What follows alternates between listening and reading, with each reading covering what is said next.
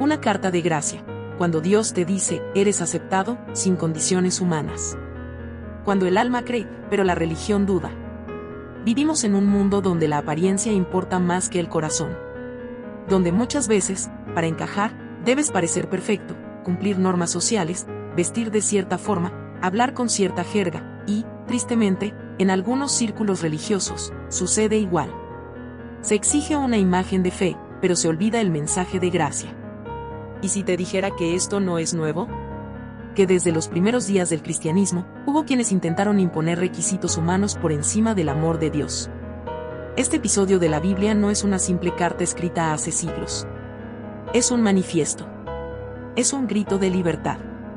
Es una voz que atraviesa el tiempo y te dice a ti, a mí, y a todo el que alguna vez se sintió fuera de lugar en la fe, eres aceptado. Porque lo que te salvó no fue tu esfuerzo, sino la cruz. Vamos a viajar a una escena poderosa, Jerusalén, primer siglo. La iglesia nace, crece, se extiende.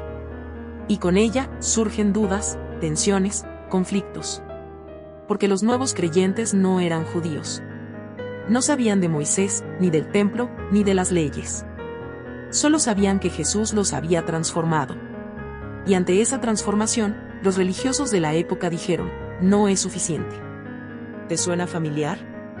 ¿Alguna vez tuviste una experiencia con Dios, pero alguien la minimizó porque no cumplías con ciertos requisitos? ¿Alguna vez sentiste que tu fe era verdadera, pero los demás querían medirla con reglas? Este mensaje es para ti. Hoy hablaremos de una carta que no solo liberó a los creyentes del pasado, sino que sigue liberando corazones en el presente. El conflicto cuando la religión quiere limitar a Dios. Todo comenzó con un desacuerdo. Un conflicto tan fuerte, que dividió opiniones y causó confusión entre los creyentes. No era un debate sobre detalles menores. Era una pregunta crucial, ¿qué se necesita para ser salvo? En Antioquía, una ciudad llena de diversidad cultural, la iglesia crecía rápidamente. Gentiles, es decir, no judíos, escuchaban el Evangelio, creían en Jesús, y comenzaban a vivir transformados. No entendían la ley de Moisés. No sabían de rituales, ni del templo, ni de tradiciones milenarias. Solo sabían que habían encontrado vida en Cristo. Pero entonces, llegaron algunos desde Judea. Hombres que afirmaban que la salvación no era suficiente con fe. Que debían, además, ser circuncidados y cumplir la ley de Moisés. En otras palabras, si querías ser parte del pueblo de Dios, debías convertirte en judío primero. Esto desató una discusión acalorada. Pablo y Bernabé, que habían visto de primera mano cómo Dios transformaba a gentiles sin necesidad de ritos, se opusieron firmemente. Sabían que algo más grande estaba en juego. Hoy el conflicto suena diferente, pero tiene el mismo espíritu. Ya no se exige la circuncisión, pero se exige asistir a cierto número de reuniones, vestirse de determinada manera, hablar con lenguaje cristiano, entender ciertos conceptos teológicos antes de ser aceptado. Y aunque ninguna de estas cosas es mala por sí misma, cuando se convierten en requisitos para ser amados por Dios, dejan de ser herramientas y se vuelven barreras. Pablo y Bernabé sabían que el Evangelio estaba en riesgo. Que si se mezclaba la fe con los requisitos humanos, se perdía el mensaje central, la gracia. ¿Te ha pasado? ¿Has sentido que tu experiencia con Dios es cuestionada por otros solo porque no encajas en su molde? Este capítulo nos recuerda algo: si la fe no incomoda a los sistemas religiosos que quieren controlar a Dios, probablemente no es fe verdadera. El concilio gracia por encima de reglas. La tensión era fuerte. No se trataba solo de una diferencia de opiniones, estaba en juego la esencia misma del Evangelio. ¿Jesús salva por gracia o por obras? ¿Se necesita cumplir con requisitos humanos o basta con tener fe en Cristo?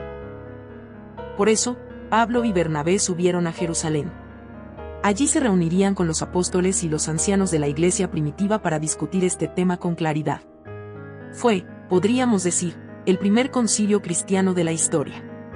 La escena fue intensa. Hombres de profunda fe estaban de un lado y del otro. Los fariseos convertidos a Cristo decían: es necesario circuncidar a los gentiles y mandarles que guarden la ley de Moisés. Hechos 15:5. Muchos de ellos no hablaban desde malicia, sino desde tradición.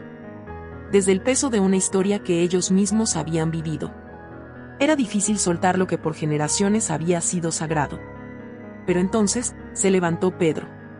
Y sus palabras atravesaron la sala como una espada cargada de verdad. Hermanos, ustedes saben que Dios me escogió hace tiempo para que los gentiles oyeran de mis labios el mensaje del Evangelio y creyeran. Dios, que conoce el corazón humano, mostró que los aceptaba dándoles el Espíritu Santo, como también a nosotros. Hechos 15. 7-8. Aquí Pedro hace algo tremendo, apela al corazón, no a la apariencia. Dios no miró si eran judíos o griegos, si conocían o no la ley. Miró el corazón.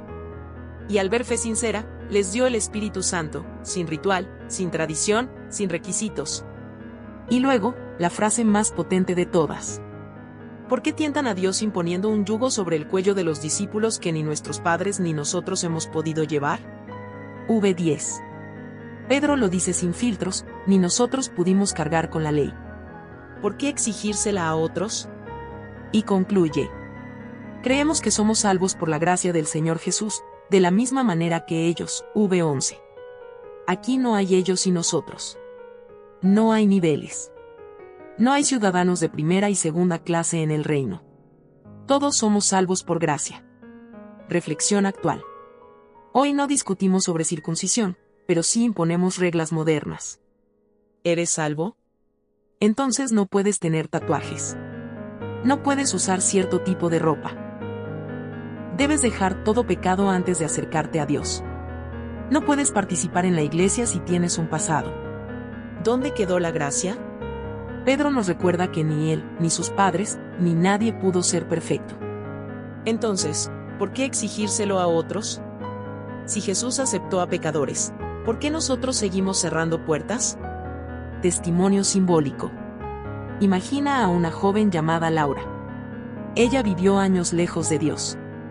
Drogas, relaciones rotas, dolor. Un día, en su habitación, escucha un mensaje de esperanza. Llora. Se rinde. Entrega su corazón a Cristo. Todo cambia. Llega a una iglesia, y allí, alguien le dice: ¿tú vienes así? Deberías cambiar primero. Laura se va. Herida. No porque Dios la haya rechazado, sino porque una voz humana la silenció. Pedro, si estuviera allí, le diría: hija, si creíste en Jesús, si tu corazón fue tocado, si el Espíritu ya está en ti. Eres parte. No dejes que nadie te ponga un yugo que ni siquiera ellos pueden llevar. El Concilio de Jerusalén no fue solo una reunión histórica. Fue un acto profético. Fue el momento en que la gracia rompió las paredes del legalismo. Hoy, cada iglesia, cada líder, cada creyente, debe volver a ese momento. Porque cada vez que exigimos más de lo que Jesús exige, estamos tentando a Dios. Jesús vino a salvar, no a filtrar. A perdonar, no a etiquetar. A invitar, no a rechazar. ¿Y tú, estás viviendo bajo la gracia? ¿O estás aún tratando de ganarte el amor de Dios? ¿Estás mostrando gracia o imponiendo cargas? El concilio fue claro: Dios conoce el corazón.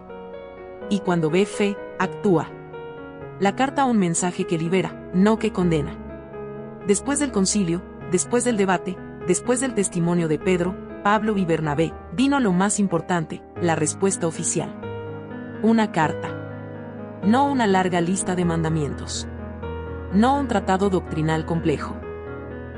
Una carta sencilla y amorosa, cargada de sabiduría y gracia, dirigida a los creyentes no judíos que habían sido confundidos por mensajes contradictorios.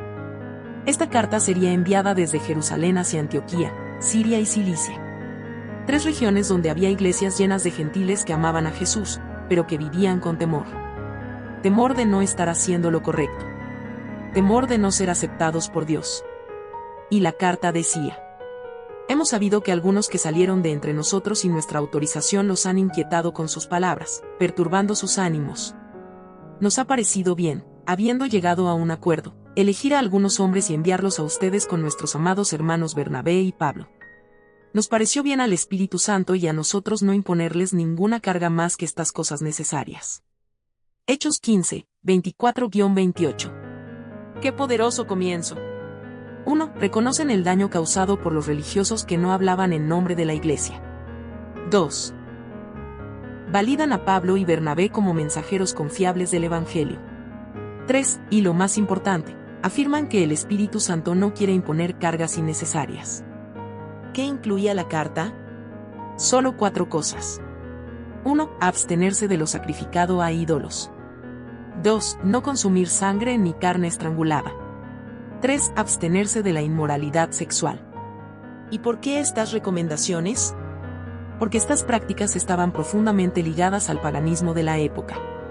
No eran solo reglas morales, eran actos que dañaban la comunión entre judíos y gentiles y afectaban el testimonio del Evangelio. Por ejemplo, comer carne sacrificada a ídolos implicaba participar, aunque fuera indirectamente, en rituales paganos. Consumir sangre y carne estrangulada era aborrecido por los judíos por respeto a la ley.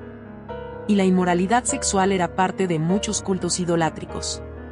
Es decir, estas normas no eran condiciones para ser salvos. Eran recomendaciones para convivir en armonía y evitar tropiezos en la comunidad de fe. ¿Qué carta estamos escribiendo hoy? Piensa en esto. Los apóstoles tenían la oportunidad de escribir una carta con 613 mandamientos, pero no lo hicieron. Podían exigir pureza absoluta, estudios bíblicos, ciertos ritos religiosos.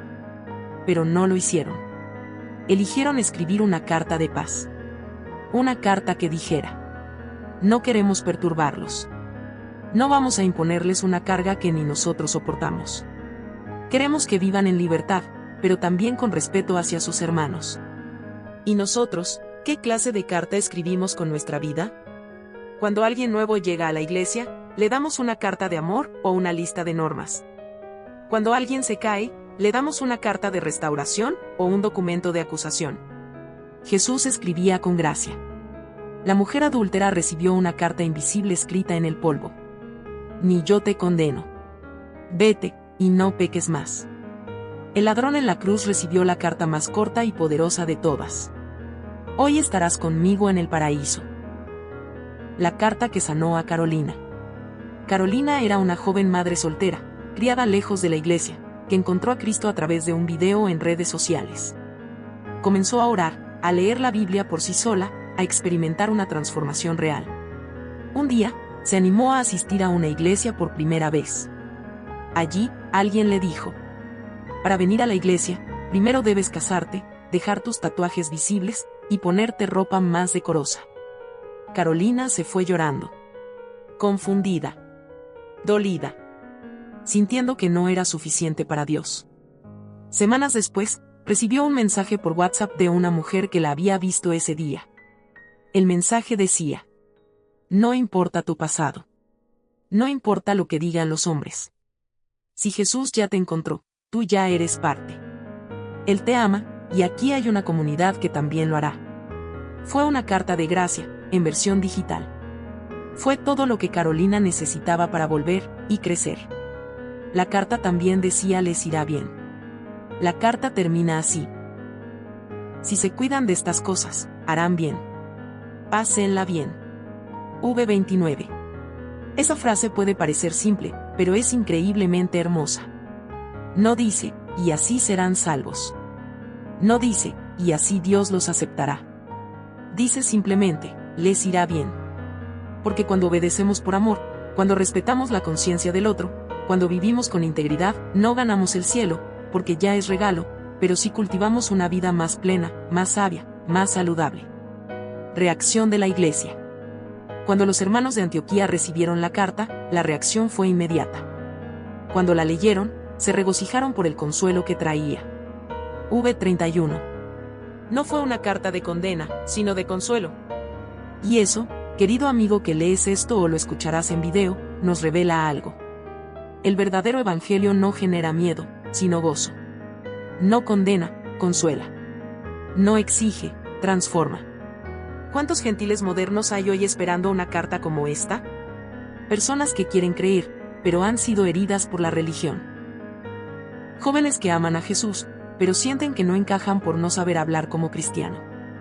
Mujeres que llevan marcas del pasado, y solo esperan una voz que les diga: sí, tú también eres bienvenida. Cada uno de nosotros tiene el poder de escribir esa carta con nuestros gestos, nuestras palabras, nuestras actitudes. Tú puedes ser la carta que sane a alguien. Puedes ser el instrumento para quitar cargas, no para imponerlas. Puedes reflejar el corazón de Dios que dice, no te pido perfección, solo un corazón sincero. Una carga ligera. Para un evangelio pesado. La carta enviada desde Jerusalén fue recibida con gozo. Los creyentes gentiles leyeron esas líneas y encontraron en ellas alivio. No solo porque fueron liberados de ciertas prácticas, sino porque el mensaje detrás era claro: ustedes ya son parte de la familia de Dios, y no tienen que ganárselo con esfuerzo humano. Es interesante que los apóstoles usaron una expresión muy especial al redactar la carta. Dijeron: nos pareció bien al Espíritu Santo y a nosotros, no imponerles ninguna carga más que estas cosas necesarias. Hechos 15:28. Aquí hay una clave poderosa. El Espíritu Santo no impone cargas innecesarias. Cuando algo viene del Espíritu Santo, no oprime, no asfixia, no aplasta, no condena. Cuando algo viene de Dios, incluso si es una corrección, viene con amor, con propósito, con dirección. El problema de un evangelio pesado. Lamentablemente, con el paso del tiempo, muchos han transformado el evangelio de la gracia en una nueva ley. En vez de libertad, han construido sistemas religiosos llenos de deberes, prohibiciones y amenazas. Un evangelio lleno de reglas humanas, donde la salvación parece depender más de lo que haces que de lo que Jesús hizo. Y eso, aunque suene espiritual, no es el evangelio de Cristo. Jesús dijo claramente: vengan a mí todos ustedes que están cansados y agobiados, y yo les daré descanso. Lleven mi yugo sobre ustedes, y aprendan de mí. Porque mi yugo es fácil y mi carga es ligera. Mateo 11, 28-30. Si la fe que te enseñaron no trae descanso, algo está mal. Andrés, el cansado. Andrés creció en una iglesia rígida. Desde niño le dijeron que podía o no podía hacer. Que música era del diablo, que ropa era pecado, con quién podía hablar, cuántas horas debía orar, cuántos versículos debía memorizar. A los 25 años, Andrés ya no podía más. Sentía que nunca era suficiente. Si fallaba un día en su lectura bíblica, se sentía condenado. Si dudaba un momento, creía haber perdido la salvación. Un día, leyendo el Evangelio de Juan, se topó con las palabras de Jesús. Yo he venido para que tengan vida, y la tengan en abundancia. Juan 10:10. Y se hizo una pregunta honesta. ¿Estoy viviendo una vida abundante, o solo una fe llena de culpa? Ese día, entendió que estaba cargando un peso que Dios nunca le había pedido. Dejó el legalismo, no para pecar libremente, sino para vivir libremente, para amar a Dios de verdad. La diferencia entre obediencia y legalismo. Aquí debemos hacer una aclaración muy importante. La gracia no es permisividad. No se trata de haz lo que quieras porque Dios igual te ama. La gracia no elimina la santidad, pero cambia su fuente. El legalismo dice: debo portarme bien para que Dios me ame. La gracia dice: Dios me ama, y por eso, quiero portarme bien. Ambos caminos pueden parecer similares por fuera, pero por dentro tienen un corazón completamente distinto. Uno está motivado por el miedo. El otro, por amor. Cuando vives por legalismo, tu relación con Dios se convierte en una transacción. Cuando vives por gracia, se convierte en una respuesta. La gracia produce frutos reales. Pablo lo dijo con claridad en Gálatas. Cristo nos libertó para que vivamos en libertad. Por tanto, manténganse firmes y no se sometan nuevamente al yugo de esclavitud. Gálatas 5:1. Y en el mismo capítulo, añade: ustedes, hermanos, han sido llamados a la libertad. Pero no usen esa libertad para dar rienda suelta a la carne, sino sírvanse unos a otros con amor. Gálatas 5:13. ¿Qué quiere decir esto? Que la gracia no es excusa para el pecado, sino poder para amar, servir y vivir con sentido. Una persona que ha sido tocada por la gracia no quiere seguir pecando, quiere agradar a Dios porque ha sido transformada por su amor. Cargas modernas, cuando la iglesia impone lo que Cristo ya quitó. Hoy día, hay muchas cargas que no vienen de Dios, pero que la religión ha impuesto. No puedes servir si tienes un pasado. No puedes tomar la Santa Cena si cometiste un error esta semana. Si no das el diezmo, Dios te va a maldecir. Si estás enfermo, es porque algo malo hiciste. Dios no puede usarte hasta que estés completamente limpio. ¿Dónde está eso en el Evangelio? Jesús no llamó a discípulos perfectos. Llamó a pescadores impulsivos, a cobradores de impuestos despreciados, a mujeres con pasado, a hombres rotos, a jóvenes dudosos. Y con todos ellos, fundó su iglesia. Si Jesús los aceptó, ¿quiénes somos nosotros para imponer nuevas barreras? La carta sigue diciendo, no queremos ponerte cargas. Volvamos a la carta de Hechos 15. Cuando los apóstoles dijeron, no queremos imponer ninguna carga más que lo necesario. Estaban haciendo algo revolucionario. Estaban diciendo, tu fe es válida. Tu transformación es real. No necesitas pasar por filtros religiosos. Dios ya te aceptó, y nosotros también. Y eso, Juan David, es lo que muchos necesitan escuchar hoy. Si estás viendo este video o leyendo este guión y sientes que tu relación con Dios ha sido una carga, una lucha constante por ser suficiente, escucha esto. Dios no te salvó para que te canses, sino para que vivas. No debes correr para alcanzar el amor de Dios, ya lo tienes. No necesitas cargar con la culpa que Jesús ya llevó por ti. Y si eres líder, maestro, pastor o discipulador, recuerda esto con humildad. Tu tarea no es imponer cargas. Es levantar a los cansados. Tu responsabilidad no es gatear la puerta del cielo, sino abrirla. La carta de los apóstoles fue más que palabras en un pergamino. Fue un acto de gracia. Una declaración de libertad. Una proclamación del Evangelio real. Y esa carta, aún hoy, sigue llegando a corazones cansados. Jesús dice, si estás cargado, ven a mí. Yo te haré descansar. No necesitas cumplir una lista. Solo necesitas responder con fe. La gracia no es un permiso para seguir igual, es el poder para cambiar por amor. ¿Y tú? ¿Qué carta estás escribiendo? La iglesia de Jerusalén escribió una carta. Una carta simple, clara, inspirada por el Espíritu Santo. Una carta que sanó, alivió, animó. Que le dijo a un grupo de nuevos creyentes. Sí, ustedes también pertenecen. No necesitan pasar por pruebas humanas para ser parte del reino. Pero esa no fue la última carta. Pablo, años más tarde, escribiría algo profundamente revelador a los corintios. Ustedes mismos son nuestra carta, escrita en nuestros corazones, conocida y leída por todos. Son una carta de Cristo, redactada no con tinta, sino con el Espíritu del Dios vivo, no en tablas de piedra, sino en tablas de carne, en los corazones. 2 Corintios 3, 2-3.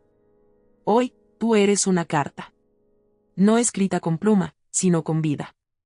No sellada con cera, sino con tez. Cuando tu vida es la única Biblia que alguien leerá. No todos van a leer las Escrituras. No todos van a entrar a una iglesia. No todos van a escuchar una predicación. Pero todos te están leyendo a ti. Tus actitudes. Tus palabras. Tu trato hacia los demás. Tu paciencia con los que no entienden. Tu gracia con los que caen. Tu amor con los que son distintos. Todo eso es una carta. Cuando la carta dice lo contrario a lo que Cristo escribe. Hay cartas que deberían sanar, pero hieren. Hay creyentes que con sus actos escriben mensajes como: si no eres como yo, no puedes acercarte. Si fallaste, ya no sirves. Dios solo ama a los que hacen todo bien. ¿Te imaginas si esa fuera la carta que hubieran enviado desde Jerusalén? Los creyentes gentiles habrían abandonado su fe. Se habrían sentido menospreciados, apartados, confundidos. Pero no fue así. La carta que escribieron fue una extensión del corazón de Cristo. Una carta de gracia, de inclusión, de consuelo, de afirmación. Y esa es la carta que tú y yo debemos ser también. Kevin, el que encontró la carta correcta. Kevin era un joven artista urbano. Tenía tatuajes, un estilo llamativo y una vida marcada por errores. Un día entró a una iglesia, impulsado por la curiosidad y el vacío interior. Nadie lo miró mal. Nadie lo juzgó. Una mujer mayor se le acercó, le dio un abrazo y le dijo: «Estoy tan feliz de que estés aquí. Este lugar no sería igual sin ti». Esa frase fue su carta. La carta que decía: «Dios te ama. Y nosotros también». No necesitas cambiar para pertenecer, perteneces, y eso te cambiará. Hoy, Kevin sirve con pasión. Y cuando le preguntan por qué sigue en la fe, él responde: porque alguien fue una carta viva para mí cuando más lo necesitaba. Sé tú esa carta. En un mundo donde muchos escriben mensajes de odio, donde la religión muchas veces aleja más de lo que acerca, tú puedes ser una carta diferente. Una carta que diga: sí, tú también puedes acercarte a Dios. No estás excluido. No necesitas tenerlo todo resuelto. Dios no te pide perfección. Solo sinceridad. Cada día, con cada palabra, con cada gesto, estás escribiendo algo en el corazón de alguien más. ¿Será un mensaje de condena o de redención? ¿Será un llamado a alejarse o a volver? La carta que todavía está viajando. Volvamos al inicio. A esa escena en Jerusalén. Al pergamino que se escribió con cuidado. A las manos que lo doblaron y lo entregaron a Judas y Silas para llevarlo hasta Antioquía. Una carta viajando por caminos polvorientos, pero llena de vida. Una carta que llegaría a una comunidad confundida, angustiada, y la sanaría. Y cuando la leyeron, dice la Biblia, se regocijaron por el consuelo que traía. Hechos 15:31. Eso es el Evangelio, Juan David. Una carta que consuela, que afirma, que libera, que levanta. Y hoy, 2000 años después, esa carta sigue viajando. No en manos de Judas y Silas, sino en tu voz, en tu video, en tu historia, en tu canal. Cada vez que abres tu boca para hablar del amor de Dios. Cada vez que le recuerdas a alguien que no está excluido. Cada vez que anuncias que la gracia es más fuerte que el pecado. Estás enviando esa misma carta. A quien se siente indigno. Si estás escuchando esto y sientes que no mereces a Dios, que has hecho demasiado mal, que no entiendes lo suficiente, que tu historia es demasiado rota. Esta carta es para ti. Dice, no tienes que ser perfecto. Solo tienes que creer. Dice, ya eres amado. Dice, ven tal como estás. Dice, no te impondremos cargas. Solo te mostraremos a Cristo. A quien ha sido herido por la religión. Si alguien te rechazó, si te hicieron sentir menos, si pensaste que Dios era como esos hombres que solo sabían señalar. Esta carta también es para ti. Jesús no escribió con piedras. Escribió en el suelo, frente a una mujer acosada. Y lo que escribió no fue juicio, fue misericordia. ¿A quién sirve en la iglesia? Si tú eres pastor, líder, maestro, influencer cristiano, o simplemente alguien con voz dentro del reino. Recuerda que cada palabra que dices es tinta sobre una hoja espiritual. ¿Estás escribiendo con amor o con orgullo? ¿Estás anunciando la gracia o imponiendo condiciones? ¿Estás construyendo puentes o levantando muros? Que lo que salga de tu boca no sea carga, sino consuelo. Que cada mensaje que publiques sea una carta de esperanza, no de condena. Oración final. Señor, haznos cartas vivas que hablen de tu gracia. Que nuestras palabras traigan libertad, no miedo. Que nuestras acciones afirmen a los que el mundo ha descartado. Y que, como la iglesia en Jerusalén, podamos decir: no queremos imponer ninguna carga más que lo necesario. Y que lo necesario sea amarte a ti. Y amar a los demás como tú nos amaste primero. Amén.